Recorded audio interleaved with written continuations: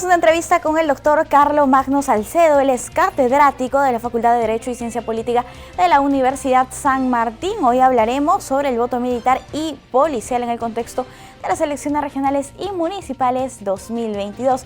Doctor, ¿cómo está? Muy buenos días. Bienvenido a JN Noticias. ¿Qué tal? Muy buenos días. Gracias por la invitación. A usted las gracias por acompañarnos, doctor. ¿Desde cuándo las Fuerzas Armadas y las fuerzas policiales tienen el derecho al voto en nuestro país? Bueno, en realidad este es un importante logro reconocido por la ley 28.480 que se publicó el 30 de marzo del año 2005. Precisamente estamos en un aniversario, bueno, el día de ayer ha sido el aniversario. A través de esta ley 28.480 se modificó el artículo 34 de la Constitución Política del Perú con el objeto de reconocer finalmente el derecho al voto y a la participación ciudadana, política, de los ciudadanos miembros de las Fuerzas Armadas y de la Policía Nacional del Perú, ¿no? Que es un derecho que antes estaba restringido bajo una concepción errónea, ¿no? de que porque un ciudadano fuera miembro de las Fuerzas Armadas o la Policía Nacional no tenía derecho a la participación ciudadana y política, ¿no? Entonces, digamos, y con esto además, en realidad la Constitución Política del Perú terminó de levantar todas las restricciones que existían para que el sufragio fuera finalmente universal, ¿no? Entonces, esto es. Doctor, pero ¿cuál era básicamente la justificación para que estos también ciudadanos no ejerzan su derecho al voto? El argumento era que las Fuerzas Armadas no son deliberativas, es decir, no deben opinar políticamente, ¿no? Pero aquí había una confusión, porque una cosa es que las Fuerzas Armadas como institución estén sometidos al poder civil, pero otra cosa es que los miembros de las Fuerzas Armadas, los ciudadanos, ¿no? Se les restringe este derecho. Entonces, esto finalmente se levanta con esta ley y es en realidad a través de esta ley que el sufragio se hace totalmente universal en el Perú. Porque, ahora, valga mencionar lo siguiente, ¿no? En realidad, el concepto del sufragio universal nace con la Revolución Francesa.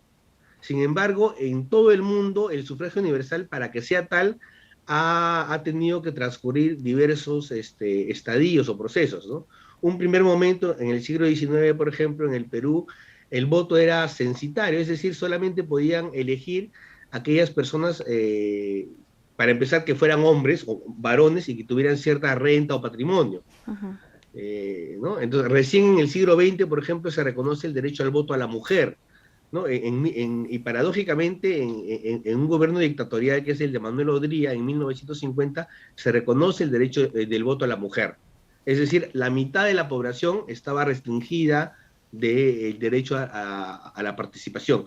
Pero esto no es solo en el Perú, en realidad en gran parte del mundo, ¿no? El siglo XX es el siglo en el que se reconoce el derecho al voto a la mujer. Pero en el Perú, por ejemplo, luego de eso, los analfabetos no tenían derecho al voto.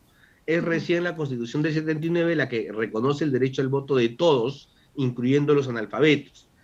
Pero aún así se mantenía esta restricción a los ciudadanos miembros de las Fuerzas Armadas y policiales, ¿no? Y esto finalmente recién se levanta el 2005.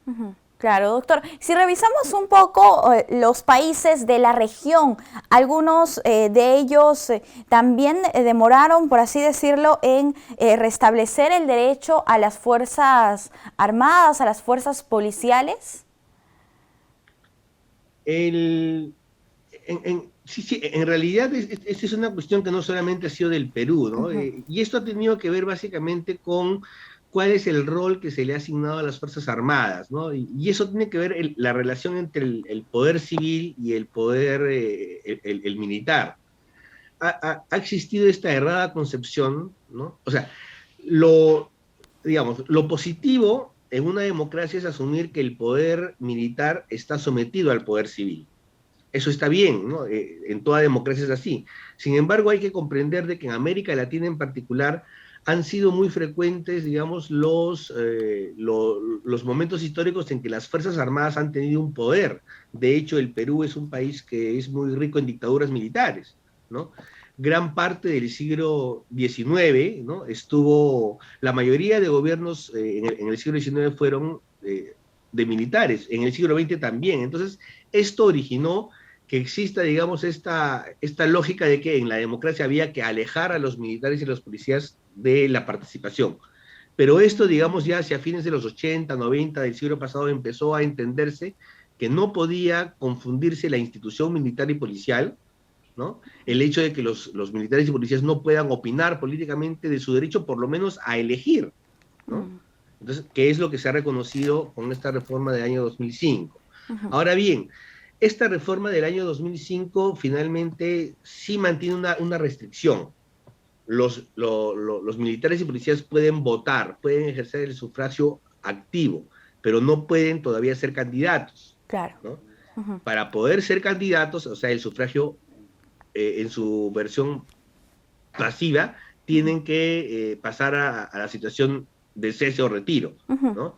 Entonces, se les ha reconocido el sufragio en parte, ¿no? Digamos, en la dimensión más importante, que es la que ejercemos la mayoría de todos los ciudadanos, que es ir a emitir el voto, ¿no? Pero aún falta, y esto tiene que ver con esta lógica, ¿no? De que los militares y policías no pueden ser deliberantes en la política, claro, en democracia. Ajá. Y doctora, ¿a usted qué le parece que todavía se tenga esa restricción en la participación política electoral de los militares y los policías? ¿Usted cree que se justifica? Bueno, en esa parte puede ser, digamos, hay un motivo que es justificado, que en efecto en las democracias se supone que los militares y policías están sometidos completamente al poder civil. ¿Y qué es lo que pasa cuando ya uno pasa al sufragio activo, al ser candidato o al pretender un cargo público?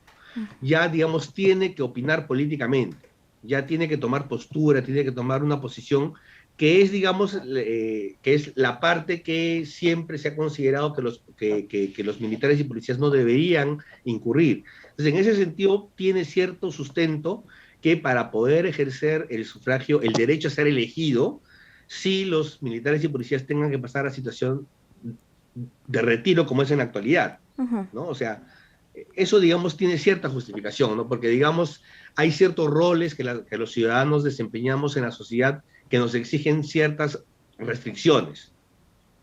Bien, doctor, ahora si volvemos al tema de la votación del mismo acto del sufragio, este mismo día los policías y los militares también cumplen las labores como lo hacen todo el año. Estos miembros de las Fuerzas Armadas y de las Fuerzas Policiales tienen algún tipo de facilidad para emitir su voto en los locales de votación, me refiero. Sí, en efecto, ¿no? Hay normas reglamentarias emitidas tanto por la Oficina Nacional de Procesos Electorales como por el Jurado Nacional de Elecciones que tienen por propósito facilitar el ejercicio del derecho al voto de los ciudadanos que son miembros de las Fuerzas Armadas o policiales, porque en efecto, ¿no?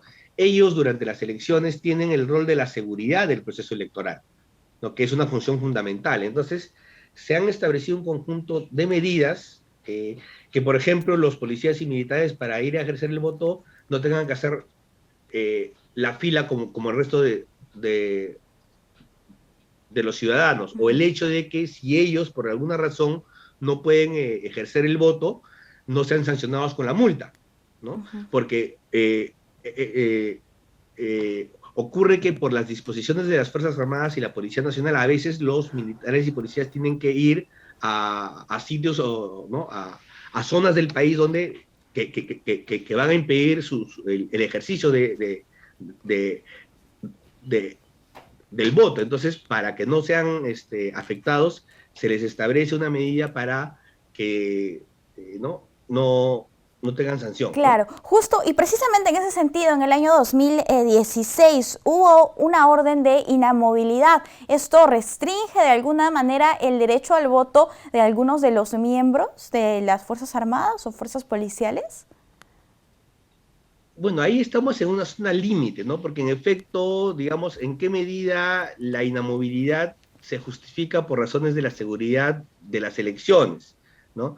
Y en qué medida la inamovilidad evita o restringe el derecho a la participación? Yo creo que debe primar siempre el derecho a la participación, ¿no? Entonces, para eso qué es lo que deberían hacer las instituciones de las Fuerzas Armadas y la policía. O sea, el prever, por ejemplo, que los policías y militares sean destacados a zonas cercanas al lugar donde ejercen el voto, ¿no? Entonces, ahora, la inamovilidad además siempre se establece, ¿no? Se establece porque, digamos, son medidas de seguridad que son propias de las Fuerzas Armadas y de la Policía Nacional del Perú, ¿no?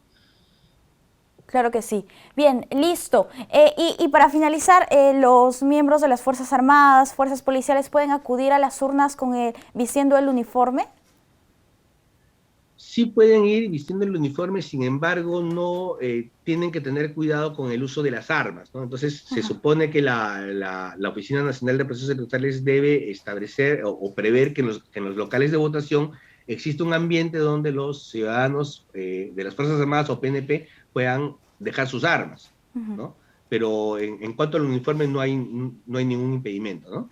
Listo, doctor, muchísimas gracias por acompañarnos aquí en JN Noticias con esta amplia y clara información. Ha sido un gusto conversar con usted. Ok, muchas gracias. Hasta luego. Hasta una próxima oportunidad, doctor. Nosotros vamos a hacer una pausa. Volvemos.